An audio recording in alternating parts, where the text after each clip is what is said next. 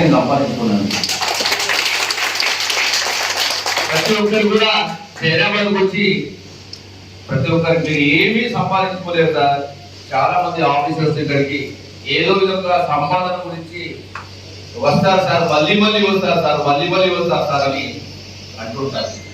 అయినా నేను ఇక్కడికి ఉమ్మడి మెదక్ జిల్లాకు చెందినవాడిని. మాది ముస్లాపూర్ గ్రామము, అల్లాదూరు మండలము. ఎస్ఎస్సి వరకు అక్కడనే చదువుకొని అక్కడ వచ్చిన మార్పులతో మన శ్రీ సంగమేశ్వర గవర్నమెంట్ పాలిటెక్నిక్ లో సీటు పొందాను. 82 నుంచి 86 వరకు మన పాలిటెక్నిక్ ఇక్కడ హైదరాబాద్ లో ఉండి ఇక్కడ నుంచి సైకిల్ మీద వెళ్ళి ఇక్కడ విద్యాభ్యాసం చేశాను. తర్వాత ఆర్మీ మిత్రులు కూడా ఇక్కడ మల్లికార్జున చాలా మంది ఉన్నారు. మన వసంత్ గారు, మన ఢిల్లీ వసంత్ వాళ్ళ కూడా అన్న కూడా నాతో పాటు పనిచేశారు. ఆర్మీ వాచెస్ లో పనిచేశాను. మన బంటు పురుషోత్తం కూడా నాతో పాటు కూడా పనిచేశాడు. బంటు పురుషోత్తం వెళ్ళారా? కాబట్టి నేను అతి పేద అంటే పేదరికం నుంచి ఇంజిన్పై చాలా కష్టపడి అందులో ఆర్మీ వాచ్లు మన మల్లికార్జున్ తెలుసు మూసివేస్తారనే సమయంలో మేము అందులో ఉండి చదువుకుంటూ ఎస్ఐగా జాబ్ పొందాను. ఎందుకోసం అంటే నాకు ఎటువంటి పరిస్థితి నుంచి వచ్చానో అనేది నాకు తెలుసు బాగా. కాబట్టి అక్కడ 1995లో ఎస్ఐగా నల్గొండ జిల్లాలో అప్పుడు నక్సలైట్ల ప్రాబల్యం ఎక్కువండే. మేము ఉద్యోగం చేరినప్పుడు పెళ్లి కావాలంటే పోలీస్ డిపార్ట్మెంట్ లో ఒక కానిస్టేబుల్ కానీ హోంగార్డ్ కానీ ఎస్ఐ కూడా అప్పుడు బిల్లు ఇవ్వని పరిస్థితి. అయినా ఎటువంటి పొలిటికల్ సపోర్ట్ లేకుండా, ఎలాంటి బంధువుల సపోర్ట్ లేకుండా నాకు నేనుగా ఇప్పటి ఎస్ఐ నుంచి సిఐ చేశాను. నాగర్ కర్నూలులో, మహబూబ్నగర్ డిస్టిక్ లో, తర్వాత హైదరాబాద్ లో చేసేసి ఎక్కడ కూడా పోస్టింగ్ నుంచి ఏ ప్రమోషన్ లో ట్రాన్స్ఫర్ లో కూడా నా యొక్క వర్క్ అంటే ఎన్ని రోజులు చేసింది అనేది ముఖ్యం కాదు, ఏ విధంగా చేసింది అనేది ముఖ్యము. ఒకటే తినడం, ఒకటే మరణం, ఒకేసారి పుడతాము, ఒకేసారి చనిపోతాము. కాబట్టి నేను ఎవ్వరికి కూడా ఏ అండ లేకుండా ఇప్పటికి కూడా ఒక్క పోస్టింగ్ కూడా ఒక నయా పైసా పెట్టకుండా రావడం జరిగింది. నాకేమి ఎక్కడ పోయినా మన శరీరం ఉంది కాబట్టి ఏదో విధంగా ప్రజలకు ఉపయోగపడాలి అనే ఉద్దేశంతో నేను ఇక్కడ 18 నెలలు కాదు 20 నెలలు చేశాను. నేను అందరి సహకారంతో, మీలాంటి మంచి మనసులో సహకారంతో చేశాను. నాకు ఎలాంటి బాధ లేదు. బాగా సంపాదించుకునే పోతున్నాను. నేను చాలా సాటిస్ఫైగా చేస్తున్నాను. నాకు ఒకటే బాధ, ఇంకొన్ని రోజులు ఉంటే ఇంకొద్ది మందికి నా జిల్లా వాసులకు ఇంకా సర్వీస్ చేసే వాక్యం కలగలేదనే, కానీ నేను ఇంకా ఎక్కువ సంపాదించుకోవాలని చెప్పేసి ఎలాంటి ఏం బాధ లేదు. హైదరాబాద్కి వెళ్ళాను. నా తల్లిదండ్రులు కూడా ఇక్కడనే ఉంటున్నారు కాబట్టి మా బ్రదర్ నరేందర్ ఆర్టీసీలో పనిచేస్తాడు కండక్టర్గా. ఇక్కడనే మా ఫాదర్కు సర్వీస్ చేయలేదనే బాధనే తప్ప మిగతా ఎలాంటి బాధ లేదు. ఇంతమంది ఇంత రాత్రి అయినా ఏదో విధంగా నేను విధిలో ఒక డ్యూటీలో భాగంగా చేశాను. అంతేకాని ఏదో గొప్ప పేరు తెచ్చుకోవాలను లేకపోతే ఇంకేదో చేసుకోవాలని చెప్పేసి ఇక్కడ చేయలేదు. కరోనా టైంలో కానీ ప్రతి ఒక్కరితోనే మా కానిస్టేబుల్ ఆఫీసర్తో కానీ, హోంగార్డ్ ఆఫీసర్తో కానీ, మా ఎస్ఐతో కానీ, సిఐలతో అందరితో డ్యూటీ చేయించాను నేను. కాబట్టి అందరికి ప్రజలు సర్వీస్ చేయాలని పోలీస్ డిపార్ట్మెంట్ కాబట్టి పోలీస్ డిపార్ట్మెంట్ మీదనే గవర్నమెంట్ ఆధారపడి ఉంది కాబట్టి అన్ని ఈ బార్డర్ లో ఉంది జైరాబాద్, గంగా యమున ఖైదీం లాగా ఇక్కడ క్రిస్టియన్స్ ఉన్నారు, ముస్లిమ్స్ ఉన్నారు, అన్ని వర్గాల వాళ్ళు ఉన్నారు. కాబట్టి ఇక్కడ శాంతి భద్రతల పరిస్థితి ఏర్పడితే బాగుండదనే ఉద్దేశంతో ప్రతి ప్రొసీజర్ లో కానీ ఛత్రపతి శివాజీ జయంతి ఉత్సవాలు కావచ్చు, రంజాన్ కావచ్చు, క్రిస్టియన్ అంబేద్కర్ ఉత్సవాలు కావచ్చు, ప్రతి ప్రతి ఒక్క ప్రొసీజర్ విజయవంతం కావాలి, శాంతి భద్రతల పరిస్థితి ఏర్పడకూడదనే ఉద్దేశంతో నేను రోడ్డు మీదకి రావడం జరిగింది. నేను వస్తే హోంగార్డ్ ఆఫీసర్ వస్తాడు, కానిస్టేబుల్ ఆఫీసర్ వస్తాడు, ఎస్ఐ వస్తాడు, సిఐ వస్తాడు. మనకు ప్రభుత్వంకు చెడ్డ పేరు రావాలనే ఉద్దేశంతో చేయడం జరిగింది. అంతేగాని నేను కానిస్టేబుల్ అధికారాలు కానీ, ఎస్ఐ అధికారాలు కానీ, సిఐ అధికారాలు కానీ ఎప్పుడు కూడా తీసుకోలేదు. వాళ్ళ అధికారాలు వాళ్ళకే ఉన్నాయి. అందరితో పని చేయించడం వల్ల నేను ఒక్కనే కాకుండా అందరూ పనిచేస్తే సర్వీస్ అనేది పోలీస్ డిపార్ట్మెంట్ కు మంచి పేరు వస్తుంది. మనము దేవుణ్ణి చూస్తామో లేదో కానీ మా దేవుడు అనేది పోలీసులో ఉంటాడు. పోలీస్ అనేవాడు ఎప్పుడు 100 వచ్చింది గవర్నమెంట్, మన తెలంగాణ ప్రభుత్వము డైరెక్టర్ వచ్చిన తర్వాత ఏ రాత్రి అర్ధరాత్రి ఫోన్ చేసినా పోలీసు వాళ్ళు వస్తారు. కాబట్టి ప్రజాసేవలో ప్రజల పోలీసుగా ఉండాలనే ఉద్దేశంతో కరోనా టైంలో చాలా ప్రోగ్రామ్స్ ధనరాజ్ తమ్ముడు ఇప్పుడు డాక్టరేట్ కూడా డాక్టర్ ధనరాజ్ మన కొల్లూరు గ్రామం మంచి అది ఈ మధ్యనే డాక్టరేట్ పొందినాడు. అతడు కూడా ఇటువంటి సమావేశాలను ఎన్నో ఏర్పాటు చేశాడు. కాబట్టి ప్రజలకు మనం ఇంట్లో వాళ్ళకు ఎంతో సేవ చేయవచ్చు, ఎంతో మనము కానీ ప్రజలకు సేవ చేయడంలోనే ఆనందం ఉంటుంది. కాబట్టి ముందు మనం సేవ చేసుకోవాలి, తర్వాత తల్లిదండ్రులకు చేయాలి, తర్వాత భార్య పిల్లలకు చేయాలి, తర్వాత మన ఉద్యోగం ఉండడం వల్ల 10 మందికి పోలీసు ఉద్యోగం ఉండడం వల్ల 10 మందికి సేవ చేయొచ్చనే ఉద్దేశంతో నేను పోలీసు ఉద్యోగంలో ఉండుకుంటూ ఈ సర్వీస్ అందరి సహకారంతో చేశాను. నా గొప్పతనం ఏమీ లేదు. మీ అందరినీ అందరి యొక్క ప్రేమ అభిమానాలను సంపాదించుకొని పోతున్నాను. ప్రతి సమస్యకు ఒకటి పరిష్కారం ఉంటుంది. మనం సమస్యగానే చూస్తాము, పరిష్కారం గురించి వెతకము. విషయం ఒకటి విషమిస్తే బతుకన్నది మరణించదు, ఒక్క చినుకు రాలిపోతే గగనము శూన్యం కాదు, రాలిన పూలను చూసి రాలిన ఆకులు చూసి వృక్షము బాగుమంటే రాబోయే వసంతకు ఏమైపోతుందంటావు అని అన్నాడు ఒక కవి. కాబట్టి ఒక విషయంలోనే చిన్న సమస్య వస్తేనే బాధపడిపోతాము, కానీ సమస్యల గురించి ఎప్పుడు కూడా సమస్యలు చూడకుండా పరిష్కారాల గురించి చూసినప్పుడే ఆ యొక్క సమస్య పరిష్కారం అవుతుంది. కాబట్టి ఒక్క చిలుగు రాలిపోతే గగనం సూర్యం కాదు, మళ్ళీ మబ్బులు పడతాయి, తర్వాత వర్షం కురుస్తుంది. అలాగే రాలిన ఆకులు రాలిన పూలను చూసి చెట్టు బాగుపడుతుందా, తర్వాత వసంత ఋతువు రానే వస్తుంది, తర్వాత ఆకులు పచ్చని పువ్వులు కాయ కూడా కాస్తుంది. కాబట్టి ప్రతి ఒక్కరు కూడా జీవితంలో మనిషి అయినప్పుడు ఎన్నో కష్టాలు వస్తాయి. కష్టాన్ని కష్టంగా చూడకుండా పరిష్కారం గురించి ఇష్టంగా దాన్ని మలుచుకొని ముందుకు పోతే ఎవరి జీవితమైనా బాగుపడుతుంది అనేది నా ఉద్దేశం. అందరూ మరి నేను కోరుకుంటున్నాను. అలాగే నేను సొసైటీకి ఇచ్చినట్టు మా తల్లిదండ్రులకు కానీ, మా బంధువులకు కానీ, మా రిలేషన్ కానీ, అదేవిధంగా నేను ఏదో డిఎస్పీని లాగా ఉండకుండా డిఎస్పీ నా యొక్క క్యాప్ పడిపోదు, నా యొక్క కిరీటం పడిపోదు, కానీ నా వల్ల కొద్దిమందికి ఏదో సర్వీస్ అవుతుందనే ఉద్దేశంతో మన జైరాబాద్ ఎక్కెల్లి ప్రాంతంలో అందరినీ కలుపుకొని నేను శాంతి భద్రతలు పరిరక్షించాను. నేను వచ్చినప్పటి నుంచి శాంతి భద్రతల సమస్య కూడా చిన్నది కూడా ఏర్పాటు చేయాలి, చిన్నది కూడా కాలేదు అనేది అందరి మీ అందరి యొక్క సహకారం ఇందులో అందరూ ఉన్నారు. టీచర్స్ మిత్రులు ఉన్నారు, జర్నలిస్టు మిత్రులు ఉన్నారు, డాక్టర్స్ ఉన్నారు, అందరూ ఉన్నారు, సర్పంచ్ ఉన్నారు, అందరూ ఉన్నారు. అలాగే మన మాణిక్ పటేల్ గారు, అతడు కూడా మాణిక్ పటేల్ గారి గురించి తెలుసు, ఎవరు ఉండాలి ఉండరు.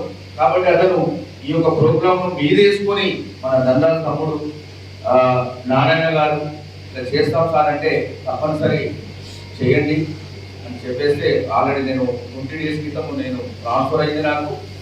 తర్వాత ఈరోజు ఇక్కడికి రావడం జరిగింది. కాబట్టి మీ అందరి యొక్క సమక్షంలో నేను ఈ విధంగా సన్మానం చేసుకోవడం చాలా నాకు జీవితంలో ఒక మరవలేని రోజు. ఈ జైరాబాద్ గుర్తించుకుంటాను. ఎప్పటికైనా నా నంబర్ తీసుకోండి. నాదేంటంటే ఎవరైనా ఫోన్ చేసినా కానీ ఆ సమస్యను తొందరగా ఏదో విధంగా అక్కడికి ఎస్ఐ ఫోన్ చేయడము, సిఐకి ఫోన్ చేయడము, డిఎస్పీ ఫోన్ చేయడము, అక్కడికి ఏదో విధంగా సమస్య పరిష్కారం అయ్యే వరకు వదిలిపెట్టాను. అయితదా కాదా అని కాదు, ముందర ప్రయత్నం చేయాలి. ఏదో విధంగా నా వల్ల ఒకరికి బాగుపడ్డారు. నా వల్ల ఒక సర్వీస్ అయింది, నా వల్ల ఒక హెల్ప్ అయింది. అలాగే చాలా మంది అనుకుంటారు మీరందరూ ఎందుకు సంపాదించుకోలేకపోతారు, బాగా చాలా మంది సంపాదించుకోకపోతున్నారు అంటారు. కాబట్టి భూమి నాదనిన భూమి పుననవ్వు దానహీనుని చూచి ధనము నవ్వు కదన భీతుని చూచి కాలుడు నవ్వురా విశ్వధావిరామ వినురవేమ. భూమి ఇప్పుడు రియల్ ఎస్టేట్ ఉన్నది, ఇంకేదో ఉంది, అన్నీ ఉన్నాయి ఇక్కడ హైదరాబాద్. అందరూ కూడా రియల్ ఎస్టేట్, ప్రతి ఒక్కరు కూడా ఇక్కడ పంచాయతీలన్నీ రియల్ ఎస్టేట్ పంచాయతీ రావడం.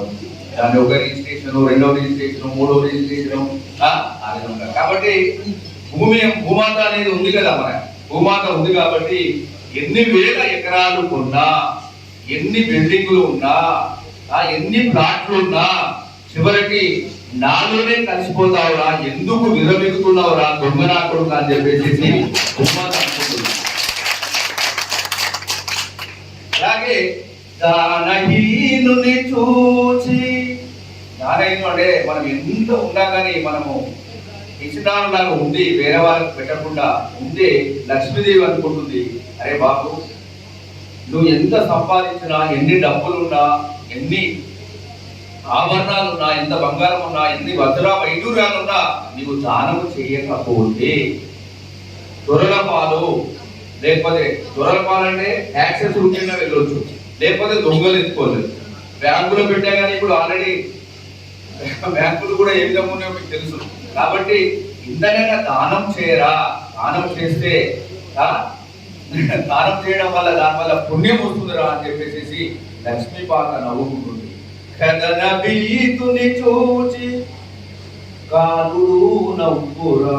యుద్ధరంగంలో పాడిపోతున్న సైనికులు చూసి యమధర్మరాజు ఏమంటున్నాడంటే, అరే బాబు, అరే తిరిగి పందాలాగా పారిపోకురా, యుద్ధం చేయరా, వీరస్వర్గం పొందుతావు, లేకపోతే విజయం పొందుతావు, లేకపోతే కాలు పోయి, చెయ్యి పోయి, కన్ను పోయి, చివరకు తిరిగి పందాలాగా మిగిలిపోతావు అని చెప్పేసి యమధర్మరాజు అనుకుంటున్నాడు. కాబట్టి ప్రతి ఒక్కరు కూడా ఏది కూడా శాశ్వతమైనది ఏది కాదు, ఇప్పుడు ఏం జరుగుతుందో తెలియదు.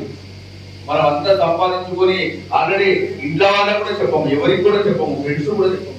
అవన్నీ కూడా ఏమైపోతాయి, అది ఏదో విధంగా దొరల పాలు, దొంగల పాలు, లేకపోతే భూమి పాలు. కాబట్టి ఉన్న జీవితం అనేది మనకు చాలా చిన్నది. కాబట్టి ఈ యొక్క చిన్న జీవితంలో మనము చేసుకుంటూ, మన కుటుంబాన్ని చూసుకుంటూ పరులకు సేవ చేయాలనేది నా యొక్క సంకల్పం, నా యొక్క పట్టుదల. నేను హైదరాబాద్ ట్రాన్స్ఫర్ అయినాను. హైదరాబాద్ సిటీ పోలీసులో నిన్ననే జాయిన్ అయినాను. హైదరాబాద్ సిటీలోనే ఇస్తారు నాకు. నా నంబర్ కూడా మీకు వాట్సాప్ ద్వారా తెలియజేస్తాను. హైదరాబాద్ సిటీకి వచ్చినప్పుడు ఈ జైరాబాద్ అనేది నాకు కన్న ఊరులాగా. ఎందుకోసం అంటే కన్న జిల్లా, కన్న ఊరు, ఇక్కడ పాలిటెక్నిక్ చేశాను. ఇక్కడనే సైకిల్ మీద వెళుతూ అదే ఇన్నోవాలో రంజులకు వెళ్ళాను. నేను సైకిల్ మీద వెళుతూ ఎక్కడైతే చదువుతున్నానో అక్కడ నేను డిఎస్పీగా, అంటే ఒక డిఎస్పీగా ఎస్ఐ నుంచి, సిఏ నుంచి ఎలాంటి మెమో లేకుండా, ఎలాంటి చాట్మో లేకుండా ఇంత వాడనైనాను. చదువుకోవడం వల్లనే, పట్టుదల ఉండడం వల్లనే, సంకల్పం ఉండడం వల్లనే ఈ విధంగా అయినాను. మీ ఇంతమంది ఆదరాభిమానాలకు నోచుకున్నాను. కాబట్టి మరి ఒక్కరు కూడా నా యొక్క ప్రజా సేవలో కావచ్చు, విధుల్లో కావచ్చు, నాకు మనోధైర్యం కలిగించాలని చెప్పేసి, నాకు ఈ పెద్దలు ఆశీర్వచనాలు ఇవ్వాలని చెప్పేసి, ఈ యొక్క సేవలో ముందుకు పోవాలని చెప్పేసి మరి ఒకసారి అందరికి కూడా శిరస్సు వంచి అందరికీ నమస్కారం తెలియజేసుకుంటూ ముగించుకుంటున్నాను. అలాగే నిన్ననే మనము తెలంగాణ 8వ మన తెలంగాణ ఆవిర్భావ దినోత్సవం జరుపుకున్నాం. కాబట్టి జై తెలంగాణ, జై హింద్. అలాగే మన షేక్ ఫరీద్ గారు కూడా, మన రాజ్ కుమార్ గారు కూడా, మన దత్తాత్రేయ రెడ్డి గారితో కూడా చాలా ప్రోగ్రామ్స్ కూడా ఊళ్ళో చేశాను. యొక్క లోకాదాలత్ కావచ్చు, సబ్జెక్ట్ గారు కూడా చాలా ఊళ్ళలో తీసుకెళ్లాడు. సబ్జెక్ట్ గారు కూడా చాలా, అతను కూడా సోషల్ గా ఉంటాడు, సామాజికంగా ఉంటాడు. ఏదో విధంగా సేవ చేయాలి, ఏదో వచ్చేది వస్తుంది. కానీ ఒక 100 వర్క్స్ చేసిన తర్వాత చిన్న తప్పు చేస్తే ఉన్న పేరు కూడా పోతుంది. ఏదో చేయాలి, సమాజానికి చేయాలనే ఉద్దేశం ఉంటుంది.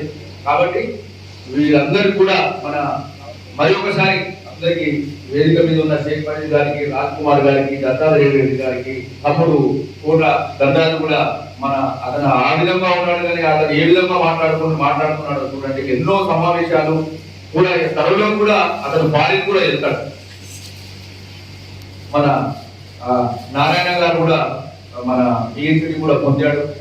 వాళ్ళ మేడం లక్ష్మీ మేడం కూడా వాళ్ళ స్కూల్లో కూడా చాలా కార్యక్రమాలు అందరి పేర్లు అందరికీ తెలుసు. అందరి పేరు లేట్ అవుతుంది. పాత్రికేయ మిత్రులు కావచ్చు, నాతో పాటు పనిచేసిన మల్లికార్జున మన అడ్వకేట్స్ కావచ్చు, శరణప్ప డాక్టర్స్ కావచ్చు, అందరు ప్రతి ఒక్కరికి కూడా మళ్ళీ పేరున మా బ్రదర్ నరేందర్ గురించి తెలుసు కదా, ఆర్టీసీలో చాలా 10 years నుంచి పనిచేస్తున్నాడు.